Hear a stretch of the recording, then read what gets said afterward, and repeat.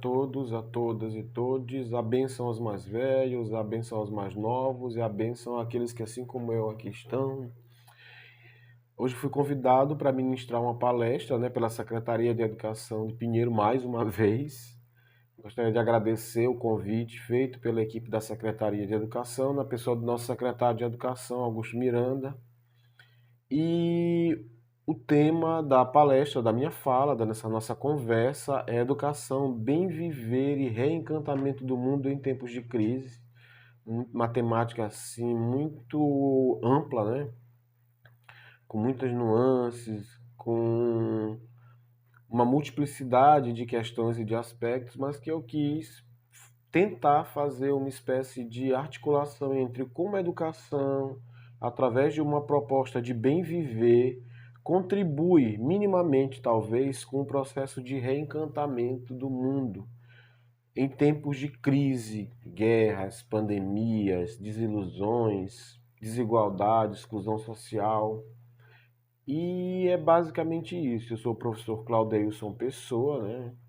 Sou professor do IFMA, né, do Campus Pinheiro, sou doutor em Educação, Memória e Sociedade pela Universidade Federal da Grande Dourados, tenho mestrado em Educação também pela UFMA, sou graduado em Ciências Sociais, sou membro da Sociedade Brasileira de Sociologia, da Associação Brasileira de Antropologia, da Associação Brasileira de Pesquisa Educacional, e sou coordenador de um coletivo chamado Terreiro de Saberes, né?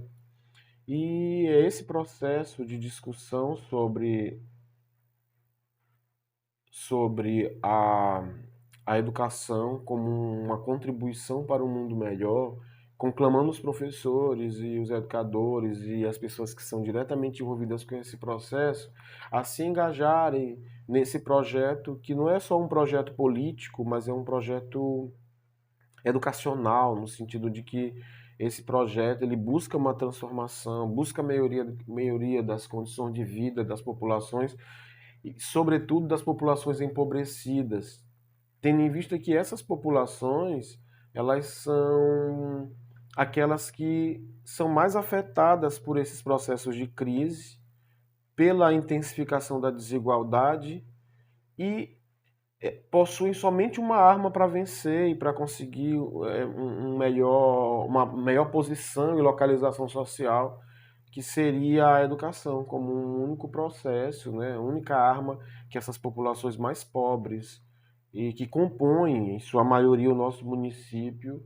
e a escola pública. Essa semana eu fiz várias palestras em vários municípios na semana passada e alguém me chamou a atenção que eu falando sobre as crianças mais pobres que precisam aprender, né? Então, em nosso engajamento seria em função das crianças mais pobres, alguém disse das mais pobres e daquelas que também que não são pobres. Aí eu me questionei, mas na escola pública não é constituída somente por empobrecidos sociais?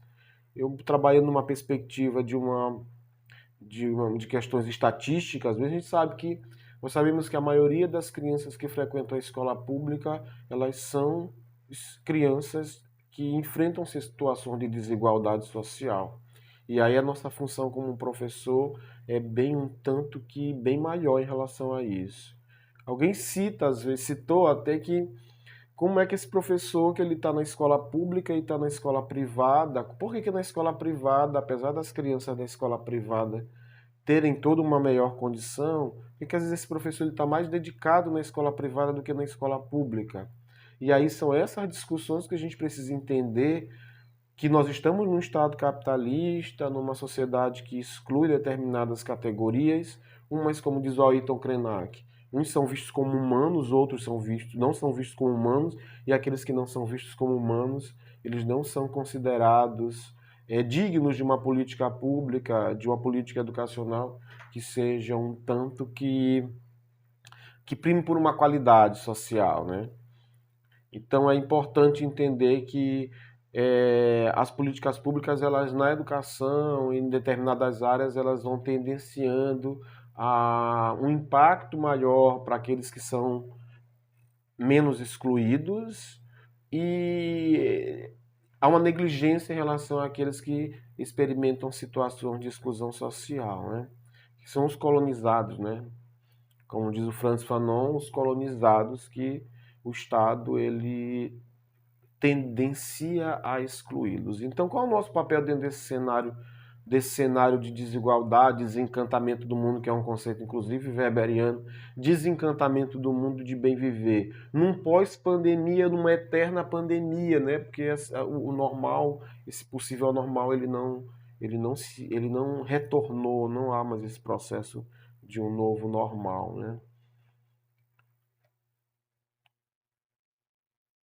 Dando continuidade, né, a gente vai delinear categorias. A educação é uma prática social e política, onde se fala a qualidade social da educação, é essa educação que consegue movimentar a vida das pessoas, né? Movimentar no sentido de que essas pessoas elas constroem por meio dessa prática educacional, desse diploma, desse processo de formação, um certo movimento entre o seu pertencimento socioeconômico, né?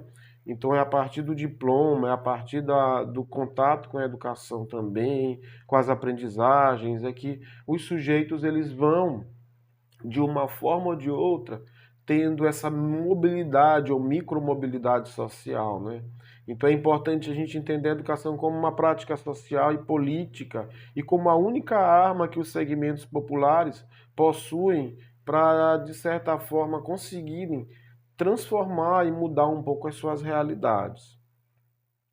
E aí, eu tendo contato com o autor Alberto Acosta, né, que é um autor, um dos grandes intelectuais da América, da nossa América, América Latina, né, um dos maiores, e ele vem fazer através de uma proposta com base no pensamento dos povos originários, das populações indígenas do Equador e da Bolívia, ele vem buscar uma possibilidade de uma prática emancipatória engendrada pelos povos originários e pela sua lição de educação, que ele chama isso de bem viver, né? O bem viver não é o viver bem é o viver do consumo, do consumismo. O bem viver é essa prática política, uma prática educacional também, digamos assim, uma prática social e cultural, em que todos têm os mesmos direitos de uma vida digna, sabe? De uma vida que se respeite os saberes ancestrais, mas que se respeite também a dignidade desses grupos, de grupos sociais excluídos. Então a nossa proposta é uma proposta de bem viver, sabe? É uma proposta de aceitação também da cultura, da alteridade, da diversidade, que todos são parentes, né? Que todos são naquela linguagem mesmo, naquela perspectiva dos povos originários, e que todos merecem ser educados porque todos são parentes, porque todos merecem ser educados pelos sujeitos que compõem determinados grupos. E basicamente essa é a proposta, não é? Uma proposta emancipatória de educação. Eu acredito que é a única proposta que nós temos viável nesse pós-pandemia, nesse momento de crise pandêmica e também de transformação das práticas educativas, de nós chegarmos às conclusões de que nós não sabemos muita coisa e que o fato de nós percebermos a partir de uma humildade epistemológica, nós nos voltarmos para novas formas de aprender, entender que é partilhando que nós vamos colaborar, que as hierarquias precisam ser desconstruídas, que ninguém sabe mais do que o outro, que quando você tem um título, isso não quer dizer que você tem todas as formas de aprendizagem possíveis e todos os saberes estão guardados na sua cabecinha. Então, basicamente, é entender que essa proposta ela exige uma quebra de hierarquias, que é tão comum na escola pública, nas secretarias, nas escolas, nos órgãos públicos, em que há uma luta, uma disputa simbólica por posições, né? E aí o Bem Viver é uma proposta emancipatória, engendrada pelos grupos, pelos povos originários, que acreditam que todos têm o direito a aprender mesmo, sabe? Quando se diz do bem viver na educação. Que todos têm direito a uma vida digna. E quando eu falo que todos têm direito a uma vida digna, todos têm o direito de aprender. E até porque nós sabemos que nós temos um país com uma multiplicidade, uma diversidade de formas de educação e que esse processo ele precisa ser entendido a partir também de uma visão de diversidade, né? E aí, a proposta de reencantamento do mundo também, né, uma proposta que rompe com todas as formas de dominação, que considera apenas a ciência e os seus saberes vistos como hegemônicos. Essa proposta, ela parte do princípio de que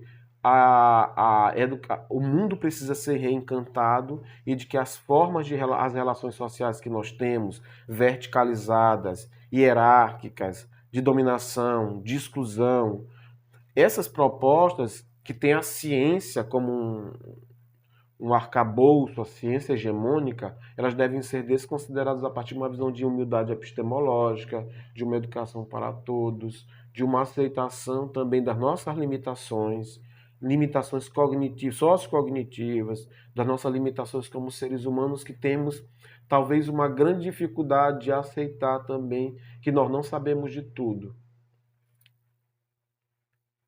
E essa proposta de reencantamento do mundo, essa proposta de bem viver, é uma perspectiva educativa que ela é exaustiva, porque ela exige que nós nos desconstruamos novamente, né? Há um processo de desconstrução. É interessante fazer aquilo que Foucault fala de desmontar o que nós somos e remontar para saber como somos montados, no sentido de como nós somos construídos. Então, para nós, professores, essas perspectivas elas são exaustivas, porque exigem que tenhamos um compromisso com a nossa autoatualização e promover o bem de todos aqueles que a sociedade escolhe. Olha que tarefa tão árdua, tão pesada ao mesmo tempo, tão complexa que essa tarefa, porque ela faz com que nós repensemos quem nós somos, seres humanos e educadores e professores. E garantimos, através dessa proposta de bem viver, que todos aqueles que são excluídos, até porque nós criamos uma expectativa negativa em relação aos sujeitos da escolarização. Nós olhamos esses sujeitos através daquilo que nós denominamos de marcadores sociais da diferença. O nosso pertencimento étnico-racial, pretos e pardos, brancos e indígenas, a condição de orientação sexual, a condição de pertencimento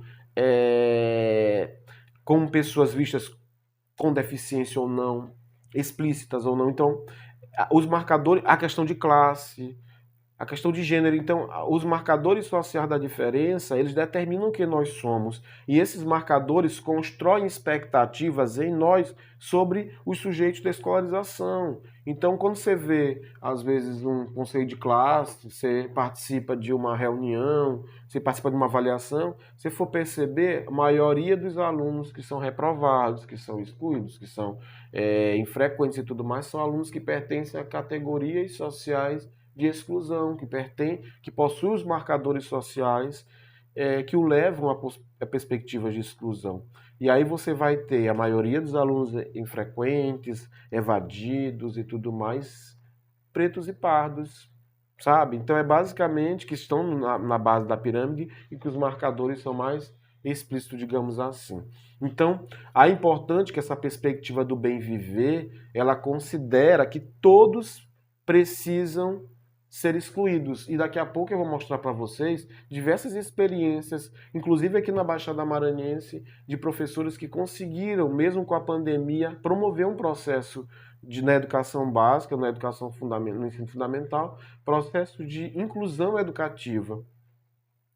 Claro que isso exigiu aquilo que nós estamos colocando aqui, um compromisso com a autoatualização e a perspectiva de entender de que todos aqueles que a sociedade exclui deverão ser educados, no sentido de que deverão participar dos processos de educação, e nós sabemos que não.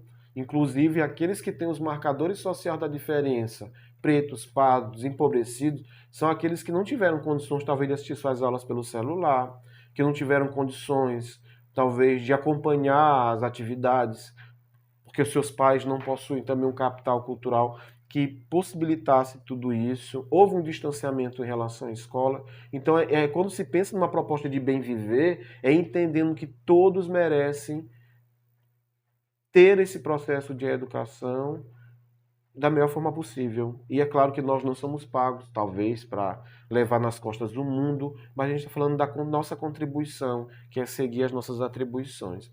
E aí a perspectiva é que todos são parentes. Eu não vou preocupar só com a educação do meu filho, vou preocupar com a educação dos meus filhos e dos mais próximos, né? Mas eu vou preocupar com todos, porque a nossa perspectiva do bem viver e da educação é entender que todos são parentes e que todos precisam se preocupar com a educação dos outros. E aí eu não vou me preocupar só com o meu aluno, que muitas vezes está até na escola privada com as melhores condições. Eu vou me preocupar também com o filho da classe trabalhadora que está estudando na escola que eu trabalho e que merece a minha atenção. A gente precisa quebrar essa visão do individualismo neoliberal e abraçar a causa dessa proposta de bem viver, que é uma proposta coletiva, que ela não pode ser vista somente dentro do prisma de que isso acontece na escola, isso nas secretarias de educação, no trabalho entre os coordenadores, no trabalho entre os professores. Todos esses sujeitos precisam ser vistos como constituídos de uma rede de relações, uma rede, né, digamos que sociotécnica, no sentido de que deve prevalecer um respeito entre todos e isso vai refletir também nas instituições escolares. Essa é a proposta de bem viver. Não existe reencantamento do mundo sem uma autoatualização e sem uma visão também de que todos merecem uma vida melhor, né? E a partir dessa proposta entender que tudo isso que eu estou relatando é uma praxis política educacional engajada que propõe um jeito de ensinar que qualquer um pode aprender. Desconstrói hierarquias do conhecer, né? Desconstrói aquilo que na sociologia nós chamamos de uma espécie de hierarquização de saberes, né?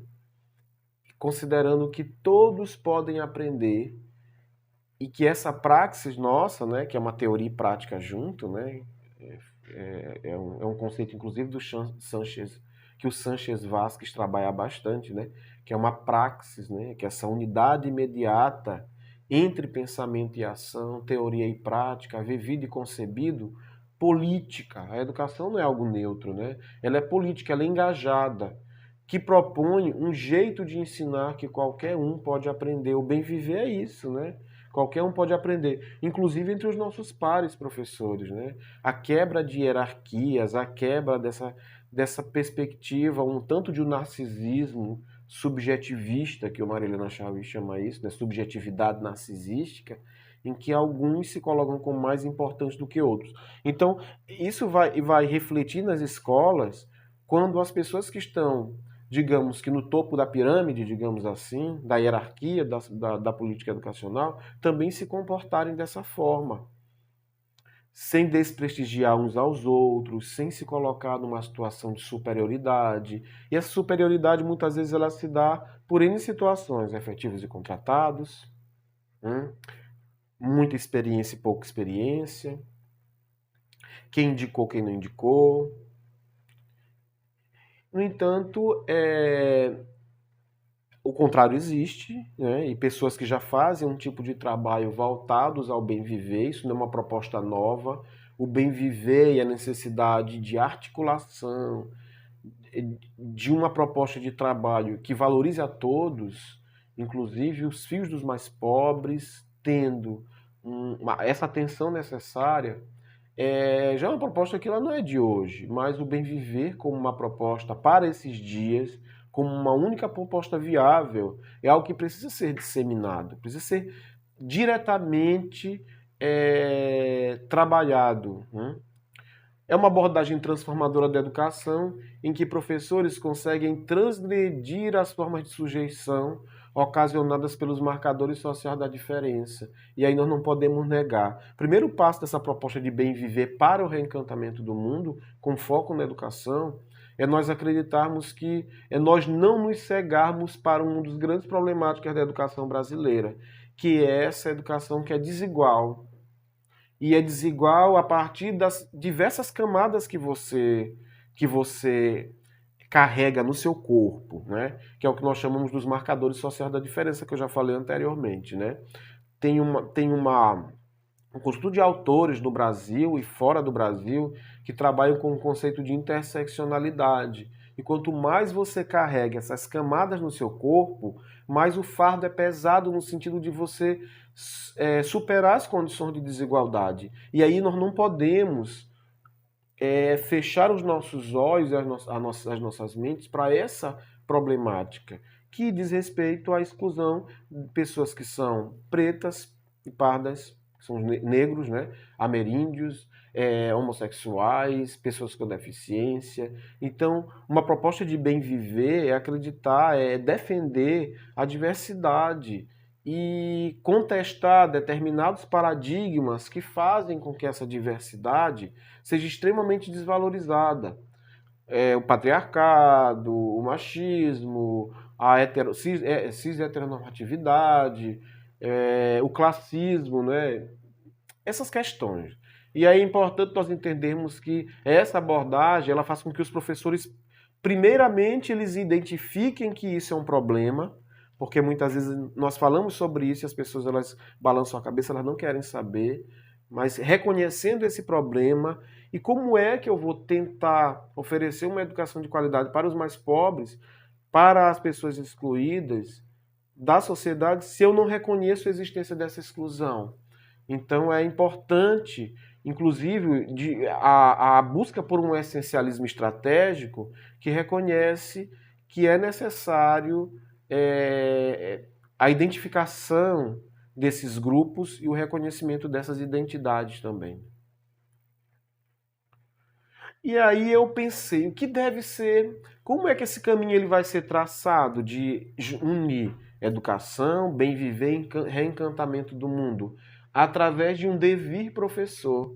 Esse conceito de devir é um conceito muito discutido, falado por determinadas concepções sociofilosóficas e inclusive antropológicas, que colocam o ser humano como uma possibilidade constante de transformação, de tornar-se, e um constante tornar-se, né? Não é algo fixo, não há um ser humano que esteja atrelado a uma visão de imutabilidade, né? Então, o devir professor, eu tenho feito um conjunto de pesquisas agora orientado e organizado os projetos sobre o devir determinadas categorias, né? Principalmente relacionadas às religiões de matriz africana, né? E aí o devir, né? Eu tenho uma proposta de pesquisa chamada Devir Cacheira nas festas do Divino Espírito Santo, e eu pensei a partir dessas categorias o que nos torna professores dentro de uma proposta do bem viver, né? O devir professor, né? Então eu tentei articular nessa nossa fala de agora em diante. E o devir professor em uma proposta de educação, bem viver e encantamento do mundo. E aí, como eu falei anteriormente, o professor está em um devir, nós não estamos prontos, né? Principalmente nesse contexto, né? Então, é um contexto pandemia, pós-pandemia, sabe? Existem diversos autores que vão colocar que é uma constante pandemia. Tudo isso trouxe um novo normal. Nós mudamos muito em relação ao que nós éramos, mas nós chegamos a uma conclusão, que o nosso devir professor e o que o nosso ser professor é um devir constante. Nós desaprendemos e reaprendemos as tecnologias, as tecnologias que nós precisamos naquele momento mobilizar, as novas relações sociais que se deram através, que já tinham iniciado, mas que se deram principalmente através das redes sociais. Então, o nosso devir professor, né? Quais são as mudanças? Não dá para a gente pensar numa proposta de educação bem viver em reencantamento do mundo sem considerar um devir professor. Que talvez nem a BNCC, né, a Base Nacional Comum Curricular, e nem determinados dispositivos consideravam tudo isso, né? Consideravam todas essas mudanças que ocorreram.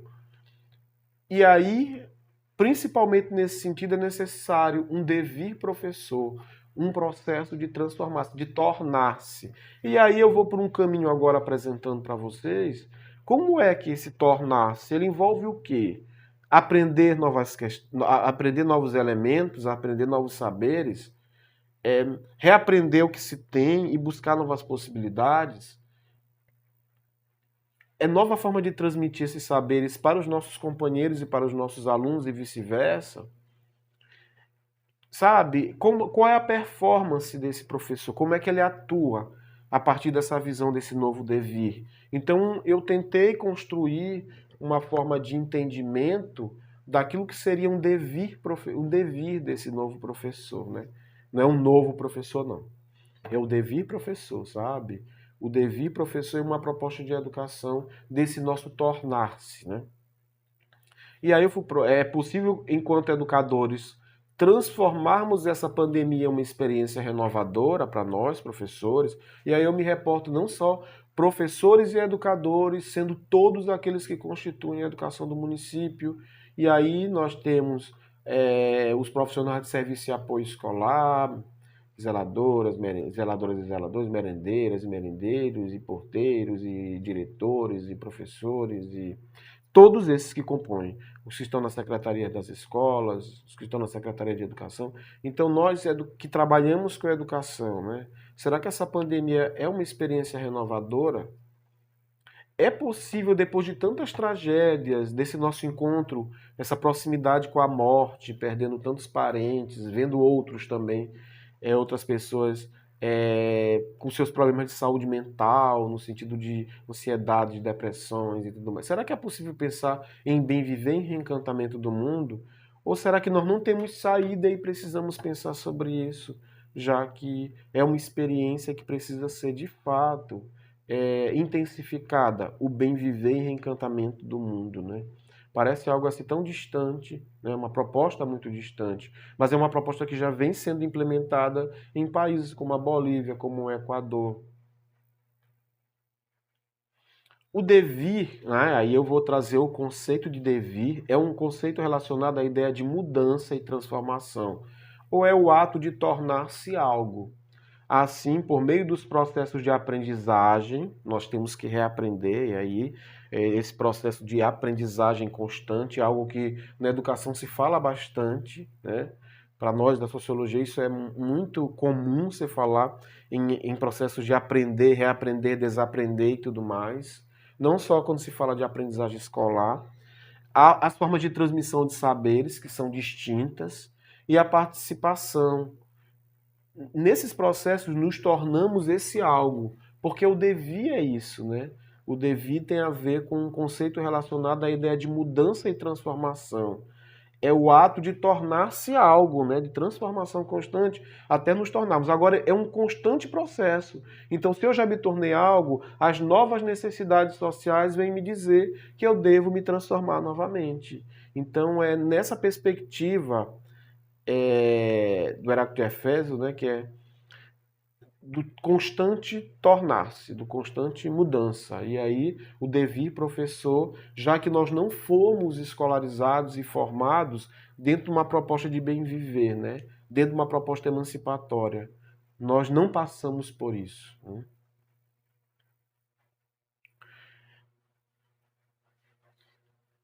E esse processo, como eu falei anteriormente, ele envolve aprendizagem, transmissão de saberes, né?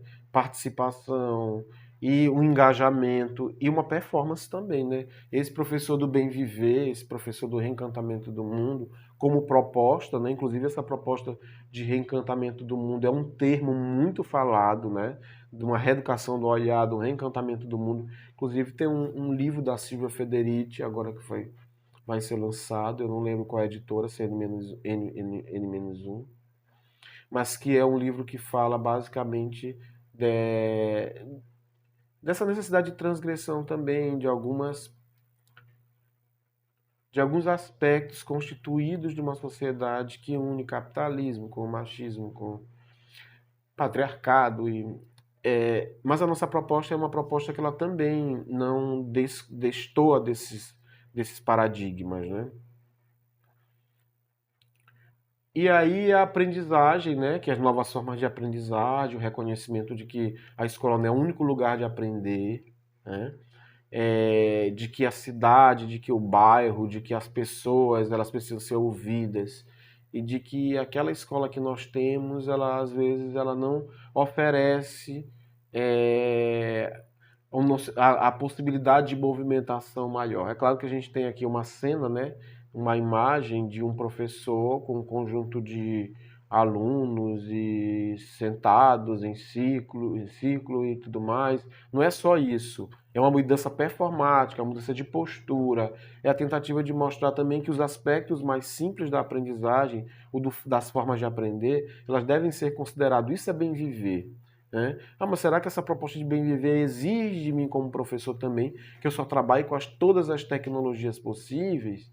E não é bem por aí, tá?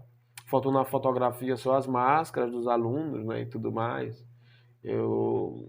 Mas é basicamente entender que existe uma humildade epistemológica, uma simplicidade nessa proposta, que não é algo miraboloso e que eu acredito que isso é o início desse processo, é acreditar na humildade epistemológica, na humildade do aprender e na humildade da transmissão do conhecimento, que é algo que as populações, os povos tradicionais, os povos originários, eles já vêm fazendo isso. Nós aprendemos com as populações, com os povos indígenas, né? Nesse sentido da visão coletivista, do entendimento que todos somos parentes e principalmente da simplicidade das práticas educativas. E simplicidade não quer dizer que há uma negligência. O nosso corpo fala, nosso discurso é importante e às vezes ele tem um impacto bem maior do que um data show, sabe? Não quer dizer que a tecnologia não é importante, mas na escola pública, com todas as suas carências, é importante que o nosso corpo, que o nosso discurso seja considerado como uma estratégia importante de transmissão de saberes e de aprendizagem. Essa aprendizagem em rede considera uma quebra de hierarquia entre os saberes e a tentativa de incluir mesmo quem está excluído, né? E a transmissão de saberes. E aí essa transmissão de saberes é o reconhecimento de que todos nós somos potenciais sujeitos, detentores de conhecimentos, inclusive entre nós, colegas de trabalho, a importância de nós quebrarmos essas hierarquias pela posição que cada um ocupa e pelo lugar social que cada um ocupa, às vezes por um processo de indicação, às vezes por um título que a pessoa possui. Então, essa proposta de bem viver que busca o reencantamento por meio da educação, ela quebra um pouco isso. Ela quebra um pouco essas hierarquias que nós sabemos que são muito comuns, principalmente nas esferas municipais, em que uns às vezes se consideram, pela própria forma de indicação, pela forma de acesso também ao sistema público, às vezes por concurso público ou por indicação de algum político e tudo mais, que constroem hierarquias em virtude do ato de herdar o poder do outro. Então, a importância de considerarmos que no processo de transmissão de saberes, tanto entre alunos e professores, quanto entre nós, professores, e determinados servidores também, funcionários, que não haja essa hierarquização de posições e relações de poder e regimes de verdade, mas que os saberes sejam transmitidos de forma igualitária e que todos sejam respeitados por aquilo que trazem, né? Então, é uma proposta inclusive freiriana, mas que o bem viver como uma proposta de uma educação para a América Latina e para os povos originários e para as populações excluídas, considera dá grande ênfase e a essa visão de transmissão de saberes quebrando hierarquias, né? A participação, né, nós nos constituímos nesse dever professor através do nosso engajamento e da participação. Nessa proposta de bem viver, nós não nos negamos a participar, nós não nos negamos a aprender, nós não nos negamos a transmitir o que sabemos e recepcionar da melhor forma possível aquilo que os outros trazem para nós. Então, a necessidade de participação, aqui uma cena em plena pandemia de uma professora no estado do Amazonas, ela levando a atividade para o aluno e transmitindo o que sabe e orientando. Para eles, era uma prática muito comum também, até porque as populações ribeirinhas do Amazonas, normalmente, eles sofrem um processo de isolamento e a questão da cheia dos rios, e também a necessidade desses professores o tempo todo estarem nas comunidades, engajando e transporte não é um transporte fácil. É para dizer para vocês que a participação como sinônimo, como no sentido de engajamento é importante, né? É importante sim. Agora é importante também enfatizar que esse processo ele só tem sentido se de repente essa participação, essa aprendizagem, essa transmissão de saberes, esse engajamento, ele acontecer por todos que fazem a educação, inclusive pelos gestores da educação, inclusive pelo prefeito, pelos secretários, pela equipe, por todos, de fato, porque dentro dessa engenharia social, se de repente um não cumprir o seu papel, ninguém mais cumpre, né? E aí, sabe, é como se fosse uma avalanche. Cumpre-se, mas não com a total organicidade necessária. E aí a participação como um elemento importante quando se pensa nessa proposta de educação, bem viver e reencantamento do mundo. E aí, claro que nós sabemos que muitos dos professores, independente da sua forma de acesso no sistema, já fazem isso, né? Já fazem tudo isso. E aí é importante nós entendermos também um conceito que é de performatividade, que produz uma performance por meio. Alguns autores vêm até destacar, Judith Butler, alguns outros autores, eles vêm destacar que existe uma diferença entre performatividade e performance. Mas nesse caso aqui, é por meio de atos e ações que levam ao reconhecimento do outro pelo corpo e pelo discurso ensinados e vividos. Então não é só o discurso dessa prática de educação, mas é também que você consiga enxergar na prática, no discurso, que você consiga reconhecer que essa encenação, aspas, que não é uma encenação no sentido de mentira ou de enganação, não é? Mas é no sentido de performar, no sentido de fazer através daquilo que você diz, do seu discurso, da sua prática, que haja um certo reconhecimento.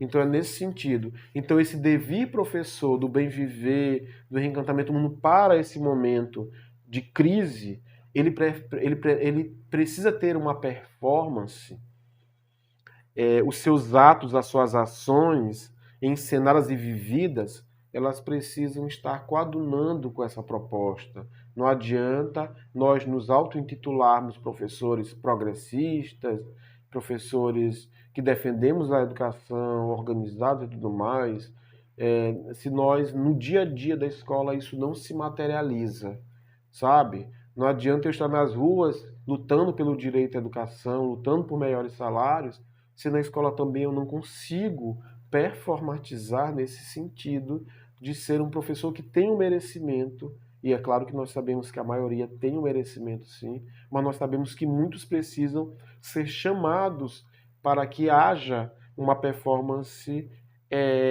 o reconhecimento dessa performance ensinada e vivida, coerente com aquilo que nós pregamos também. E aí eu, fazendo a jornada pedagógica de São Bento, né, eu participei da jornada como palestrante, e eu tive um contato com uma professora, a professora Francilda Fonseca. A professora Francilda é de uma comunidade, uma escola chamada Santa Bárbara, de São Bento.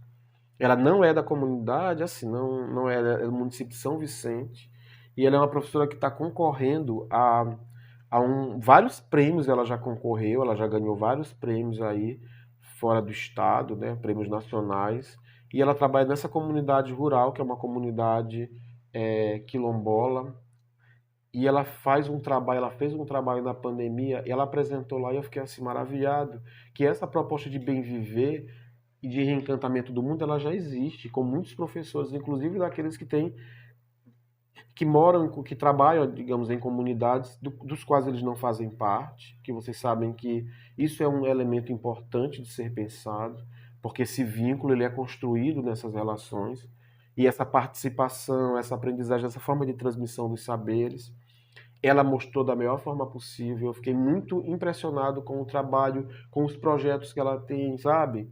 Eu até disse lá em São Bento, não seria interessante é, é, interessante, no caso, a apresentação constante desses professores que, de fato, têm esse trabalho. É até uma sugestão aqui, que professores que apresentem os seus trabalhos nas próximas jornadas, nos próximos encontros, né? Porque essas propostas de bem viver, e de educação e de reencantamento do mundo, elas já existem, de um professor que fala a linguagem daquela comunidade, que é engajado, que participa e que reconhece a necessidade constante do devir professor, que não é que abandone a matriz pedagógica da forma como foi escolarizado e formado, mas que reconheça a necessidade constante de um devir e da quebra de hierarquias, da participação constante, sabe? É um devir, como um devir, enquanto um devir é cheio de obstáculos, né? Mas é interessante que reconhecer tudo isso. Nós não somos os mesmos, com certeza, em virtude de todas essas situações que nós passamos, né? Mas esse nós, sujeito, pessoa, agente social, ele precisa ser reconduzido para também o entendimento de que nós, professores, precisamos nos reconhecermos dentro de um devir constante. E aqui a professora Francilda, né, Fonseca, e a sua proposta de trabalho bem interessante, muitos projetos, sabe? Que envolve alimentação saudável, que envolve a questão dos saberes ancestrais da comunidade, que envolve teatro, que envolve muito interessante. Bem viver, só retomando o que o Acosta coloca, bem viver é uma oportunidade de construir outra sociedade, sustentada em uma convivência cidadã, em diversidade e harmonia, né? Isso a educação tem grande contribuição. Considera para isso os saberes diversos povos e grupos culturais existentes no mundo, que é o que nós falamos anteriormente, né? Uma educação educativa menos desumana, eu coloco mais humana, né, uma instituição educativa que já vem se humanizando, né, com as políticas de educação inclusiva, com as políticas de combate a determinadas formas de exclusão. Eu acho que a escola tem se humanizando com o passar do tempo bem mais. A necessidade de combate à positividade tóxica, né? O Byung-Chul Han tem um livro, Sociedade do Cansaço, que ele mostra muito bem sobre isso, né? E essa positividade tóxica, ela faz nos acreditarmos que basta nós querermos que vai dar certo, e não é bem por aí, até porque é uma proposta que é construída pelos povos originários, é uma proposta que perpassa uma organização, e nós precisamos nos organizar para que tudo isso dê certo, né?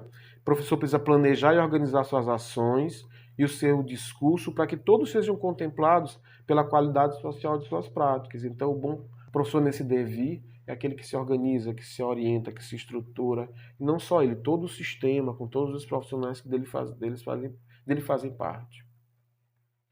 E obrigado, né? Isso aqui é meu e-mail e até a próxima.